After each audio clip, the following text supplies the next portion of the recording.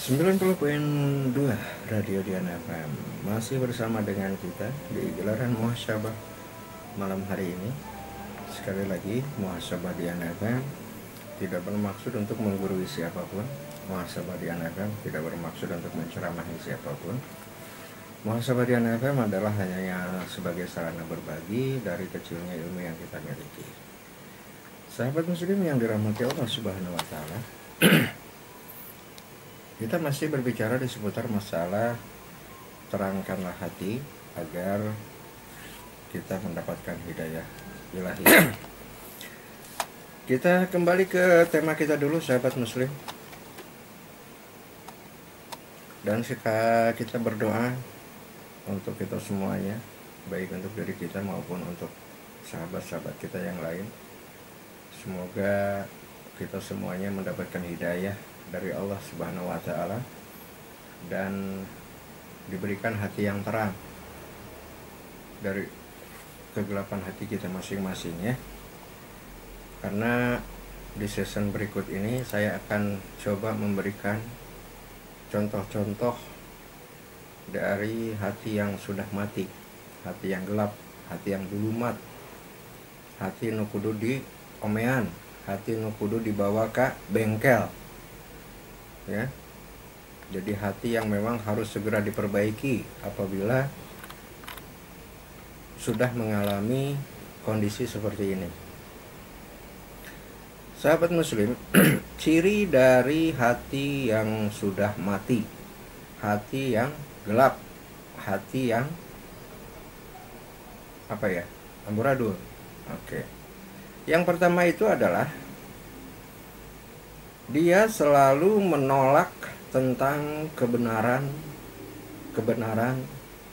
dari Allah Subhanahu wa taala yang sudah dijelaskan di dalam Al-Qur'an dan hadis. Apabila ini ada dalam hati kita, maka sudah pasti ini merupakan ciri bahwa hati kita ini poek mongkleng buta radin. Hati kita geus pareum listrik, geus kudu neangan bohlam nu hurung supaya hati kita bisa menerima kebenaran dari Allah Subhanahu wa taala dan kembali bercahaya. Itu ciri yang pertama. Lalu ciri yang kedua, ciri hati yang mati, yang gelap, yang dulumat yang kedua adalah dia selalu punya keinginan untuk berlaku zalim. Dia selalu punya keinginan untuk berlaku zalim kepada makhluk sesamanya dan kepada makhluk Allah yang lainnya. Bahkan dia sampai punya dan mampu merusak dan menzalimi dirinya sendiri. Kalau ada keinginan itu dalam hati kita, itu merupakan salah satu ciri dari matinya hati kita. Itu ciri yang kedua. Ya. Kita ini kadang tidak melihat dan memandang kepada kepentingan orang lain, kepada hak orang lain. Terkadang kita saenake dewe, sakumaha ngeunahna cek urang, gitu kan. Padahal perilaku kita itu ternyata menyakiti hati orang, ternyata membuat orang tidak nyaman. Ini juga merupakan hati yang jelek, hati yang buruk, hati yang mati. Jadi kudu diomean tah lamun aya perasaan-perasaan seperti itu. Ah kumaha urang Kang Jung cenah. Nah, lamun geus kumaha urang model kitu, itu tandanya ada keegoisan dalam hati. Contoh begini. Ada orang yang diberi nasihat tentang kebaikan. Kang, lamun nguseup mah meunang nguseup mah dan yangan rezeki lamun dicicati misalnya ya. Tapi lamun nguseup bari dibarengan jeung tumpangan duit mah asupna kategorina judi. misalnya, dan itu judi diharamkan nya oleh agama. Dah kumaha urang we Kang Jum, duit urang nu eleh-eleh urang pan teu nyusahkeun Kang Jum. Tah, kalau ada seperti itu pertanda hatinya geus poek mongkleng buta radin. Artinya hatinya sudah tidak bisa dan tidak mau menerima nasihat tentang kebaikan, nasihat tentang larangan dari Allah. Itu udah gak bisa dia menerima seperti itu. Nah itu sudah tanda bahwa hati kita itu mati, keras, membatu. Semoga kalau ada yang seperti ini, kita doakan segera Allah memberikan cara dan jalan untuk bisa dia kembali kepada pemilik hati yang terang. Gak sedikit kan orang yang seperti itu, banyak ya. Kang ulah gitu, eta teh perbuatan goreng, cek agama gitu meunang. Ah, kumaha urang we da dosa-dosa nagejang urang. Nah, banyak seperti yang seperti itu. Dinasehati baik tapi malah melontarkan hujatan. Nah, ini banyak. Nah, kalau sudah ketemu kayak orang seperti ini, ya, sudah tinggalin aja. Itu bukan teman yang baik buat kita. Masih banyak lagi orang-orang yang memiliki hati yang baik, hati yang soleh. Nggak ada untungnya berteman sama orang yang hatinya sudah mati, hatinya sudah gelap. Nggak ada untungnya buat mereka, buat kita. Karena Allah memerintahkan kalau kita pengen berhati baik, ya berkumpullah dengan orang yang memiliki hati baik, berkumpullah dengan orang soleh, kan gitu ya. Kalau misalnya dia mempertahankan keegoismean seperti itu, berarti hatinya sudah buruk. Lalu bagaimana cenah Kang Jum kalau misalnya justru ada di posisi istri atau suami misalnya, artinya ada ikatan keluarga. Ada tindakan dulu yang harus dilakukan, memperbaikinya. Memperbaikinya. Dan sambil memperbaiki berarti kesabaran yang harus kita kedepankan. Terus bersabar. Tapi kalau seandainya memang sudah bertahun-tahun berjalan dan segala rupa waktu sudah kita usahakan, kita minta sama Allah. Nanti Allah akan memberikan jalan terbaik buat kita. Kalaupun misalnya memang kita harus berpisah, nggak masalah, demi kebaikan kita, ya kan? Atau mungkin Anda terus berbuat agar itu bisa menjadi ladang ibadah buat Anda. Mengingatkan misalnya kepada suami, mengingatkan kepada istri, mengingatkan kepada saudara misalnya. Terus lakukan dengan kesabaran pastinya ya. Oke. Lalu sahabat muslim, kita lihat di surat Al-Baqarah ya. Di ayat yang ke-7, Allah telah mengunci mata hati dan pendengaran mereka, dan penglihatan mereka ditutup, dan bagi mereka siksa yang berat. Masih mau memelihara hati yang gelap? Masih mau menutup pendengaran Anda dari kebenaran-kebenaran Allah? Masih mau mempalingkan penglihatan Anda dari kekuasaan Allah? Sementara Allah sudah bilang di sini dalam surat Al-Baqarah ayat ke-7, dan bagi mereka siksa yang berat. Masih mau kita membuat hati kita buruk, ego, apalagi berantakan? Masih mau? Sementara Allah mengancam dengan siksa yang berat. Atau mungkin karena menganggap bahwa ancaman ini sebagai ancaman lip talk only, atau hanya sebatas kiasan bibir saja. Atau mungkin Anda mau mencoba setelah disiksa baru eling. Setelah Anda mendapatkan balasan baru Anda sadar. Apa mau seperti itu? Sayang, terlambat nanti. Kenapa? Kalau sudah mati dan Anda request kepada Allah untuk bisa hidup lagi, memperbaiki tindakan Anda, membuat hati Anda lebih baik lagi, terlambat. Nah, daripada terlambat, lebih baik kita awali sekarang. Karena Allah sudah memberikan statement, ancaman. Bagi hati yang mati, ya, salah satunya adalah siksaan yang besar.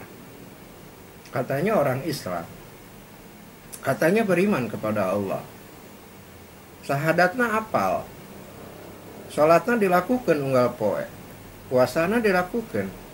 Tapi kenapa masih mengabaikan Al-Baqarah ayat ke-7? Masih memelihara hati yang gelap. Masih mengingkari dengan kegelapan hati atas kebenaran-kebenarannya. Tidak bisa, harus dirubah, ya. Sahabat muslim, dalam riwayat Ibrahim bin Adam atau dikenal juga dengan nama Abu Ishaq yang sedang berjalan di pasar Basrah, lalu orang-orang mengerumuninya dan seraya bertanya, "Wahai Abu Ishaq, sudah sejak lama kami memanjatkan doa kepada Allah. Tetapi mengapa doa-doa kami tidak dikabulkan? Padahal Allah telah berfirman dalam kitabnya, berdoalah kalian kepadaku, niscaya aku akan kabulkan doamu." Lalu Abu Ishaq menjawab, "Hal itu dikarenakan hati kalian telah mati." Ya, telah mati dengan 10 perkara. Jadi, sahabat muslim, kalau kita lihat dari kisahnya ini, ya, dari kisahnya Abu Ishaq, ya, diriwayatkan dari Ibrahim bin Adam, kenapa doa kita tidak dikabulkan Allah? Padahal Allah berjanji dalam kitab dan Al-Qur'annya, berdoalah kepadaku, bermohonlah kepadaku, ya. Dalam surat Al-Insyirah misalnya, itu kan dikatakan, sampaikan harapanmu kepadaku, kata Allah demikian. Tapi kenapa dong saya sudah berdoa, saya sudah mengharap, tapi Allah nggak mengabulkan? Kisah ini menyatakan bahwa salah satunya adalah karena di hati kita telah mati. Matinya hati kita ini berbagai macam cara. Pertama, kalian mengenal Allah, ya, tetapi kalian tidak menunaikan kewajibannya. Sahadat mah sahadat, tapi tidak melakukan kewajibannya. Sahadat itu kan meyakini. Salah satunya orang yang yakin ya pasti udah kenal dong. Asyhadu alla ilaha illallah wa asyhadu anna Muhammadar Rasulullah. Yakin kan dengan adanya Allah yang disembah? Artinya dia sudah kenal pasti. Kenal dulu terus syahadat kan? Nah, tapi sayangnya tidak menunaikan kewajiban yang sudah diperintahkan. Ini salah satu perkara tanda dari hatinya sudah mati berdasarkan Abu Ishaq. Jawaban dari Abu Ishaq. Yang kedua, kalau mengakui mencintai Rasulullah, tapi kalian meninggalkan sunnahnya. Artinya, kita meyakini asyhadu alla ilaha illallah wa asyhadu anna Muhammadar Rasulullah. Kita yakin bahwa Muhammad ini adalah Rasul kita, tapi kita meninggalkan sunnahnya, malah membuat perilaku ibadah lain. Ya kan? Ditambah-tambah, sementara hadisnya yang jelas yang diperintahkan oleh Nabi kita tidak jalankan. Nah, ini salah satu penghalang dari kita terabaikannya doa kita, karena hati yang gelap. Lalu yang ketiga menurut Abu Ishaq adalah kalian membaca Al-Quran tapi tidak mengamalkan isi kandungannya. Maca mah maca, Bismillahirrahmanirrahim, Alhamdulillahirrabbilalamin, Ar-Rahmanirrahim, terus dan selanjutnya. Tapi kalian jangankan mengamalkan, memaknai dan tahu makna Al-Quran saja tidak tahu. Nah, ini kan bahaya. Tadi sore saya sempat mendengar ceramah tentang ahli Quran. Dari keterangan seorang ustadz mengatakan bahwa yang ahli Quran itu bukan orang yang menghafal Quran,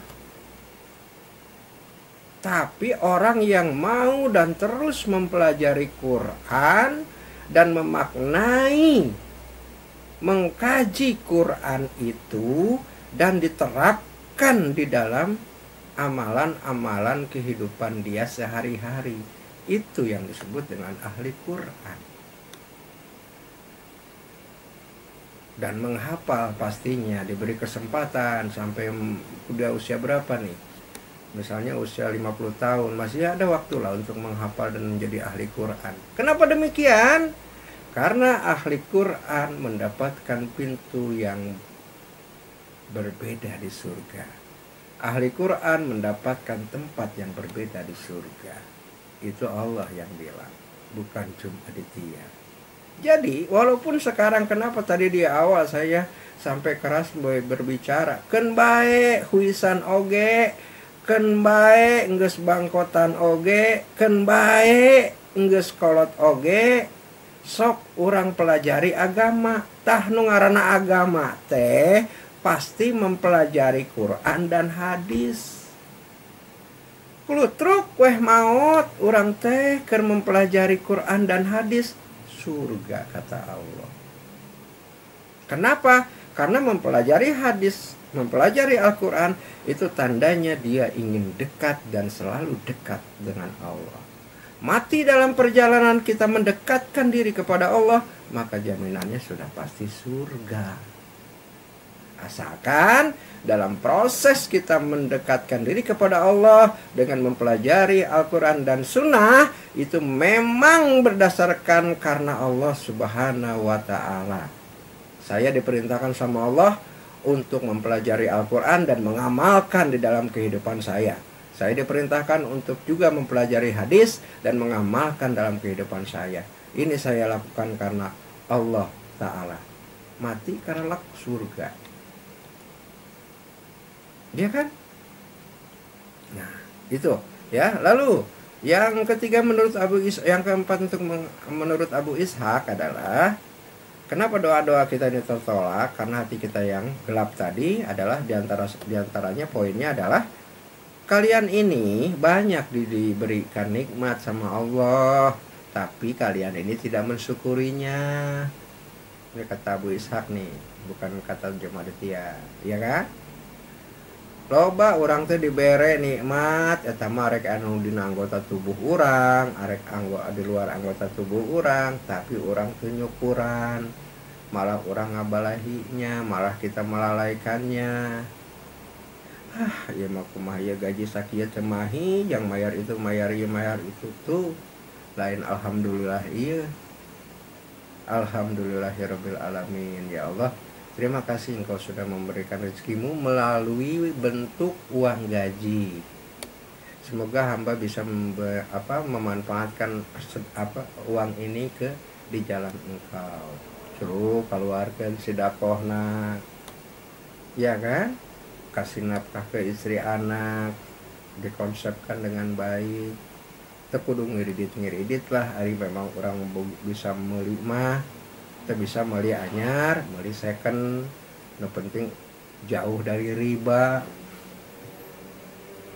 Memanfaatkan rezeki halal adalah menjauhkan rezeki itu digunakan ke konteks riba. Kalau misalnya rezeki halal kita pakai ke riba, ya jadi nggak halal dong. Ya, jadi nggak halal rezeki kita. Berikanlah sesuai dengan tata aturan yang sudah ditetapkan.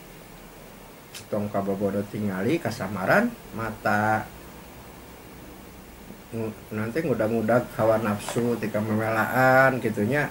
Padahal mah duit 3 juta teh menang motor second oge gitu kan, hayang motor memelaan ngiridit anu mang juta-juta pan sepuh didinya ya riba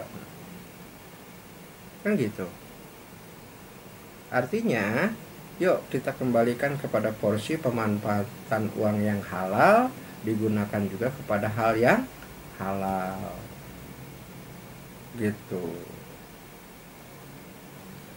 Jadi proses menyukuri dari nikmat Allah adalah caranya menggunakan dari rezeki tersebut sesuai dengan apa yang sudah diperintahkan Allah, ya. Itu mungkin salah satu cara mensyukurinya. Lalu yang selanjutnya, kenapa doa kita selalu tertolak, selalu terabaikan, tidak terkabulkan? Ciri dari hati yang mati itu adalah apabila kalian ini selalu mengatakan bahwa setan itu musuh kalian, tetapi kalian ini malah mengikuti langkahnya. Iya kan? Setan musuh yang nyata, tapi perilaku setannya diikutin. Contoh, hawa nafsu. Apa contoh setan hawa nafsu? Mun amak ya orang ya amak, ngarusak benda. Wah, piring acak-acakan, segala dibanting misalnya. Ulah.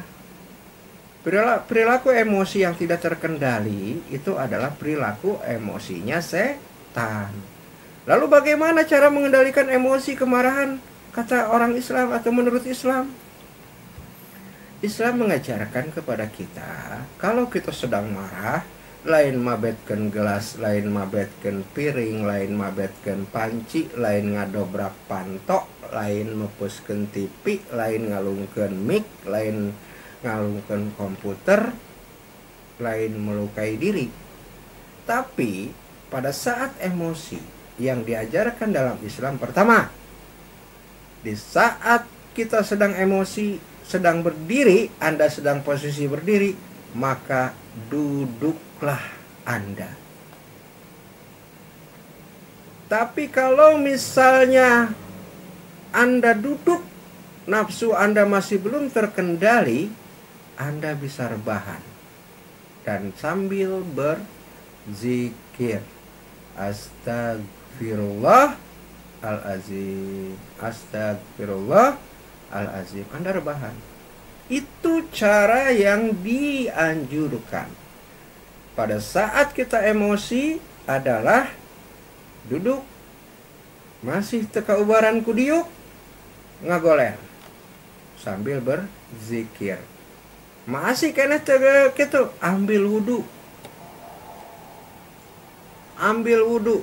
gelar sajadah sila sambil berzikir, insya Allah emosi Anda akan reda. Jadi emosinya tidak dilemparkan sampai merusak properti yang sebenarnya itu kan Anda yang beli. Sayang kan? Gitu, terbuang percuma. Anda sudah punya piring 12. Karena emosi Anda yang tidak terkendali, Anda babetkeun 3 atau hiji. Isukan emosi di hiji, 12 poe emosi, Anda kudu meuli piring deui. Pan meureun kuduna bisa dibelikeun ka benda nu lain. Ya, nah, jadi kalian itu menyatakan bahwa setan musuh kalian, tapi perilaku dan tindakan setan kalian ikuti. Nah, ini adalah salah satu ciri, salah satu tanda kenapa doa kita tidak terkabulkan menurut Abu Ishaq dalam riwayat Ibrahim.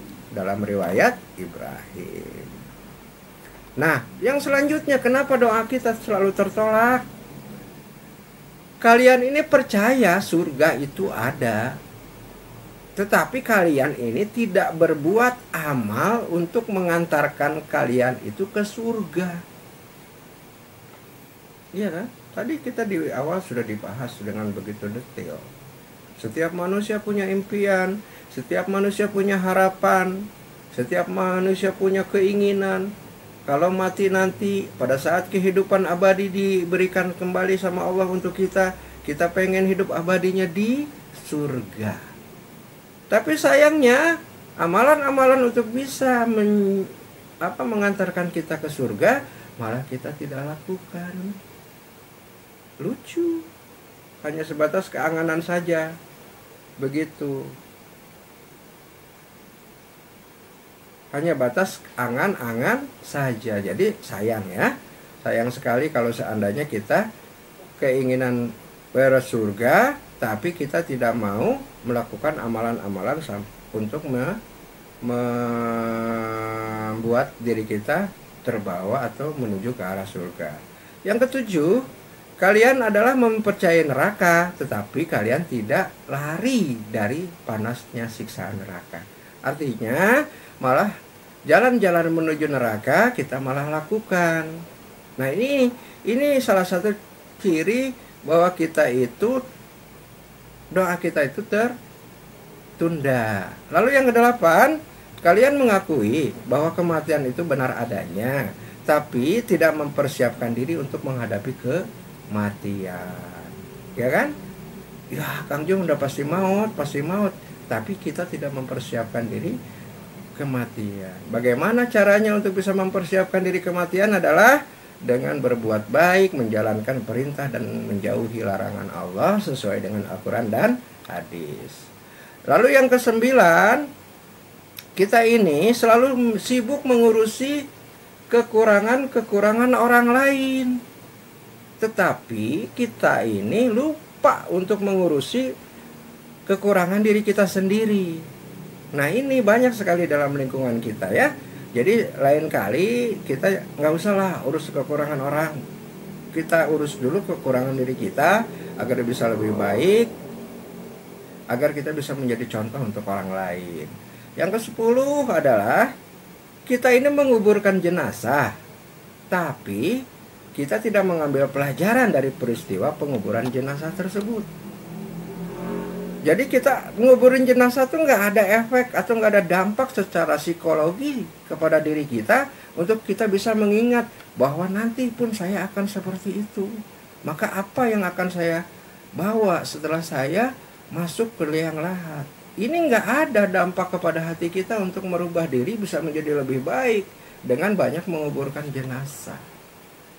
Kalau seandainya berdampak, maka hati kita akan lebih lunak, maka kita akan mampu terus mempelajari lagi Al-Quran dan hadis. Oke, itu dia sahabat muslim ya, perkara-perkara yang menunjukkan bahwa hati kita ini mati, perkara-perkara yang menunjukkan hati kita ini dulumat, gelap gulita, poek mongkleng buta radit ya. Nanti kita akan lanjut.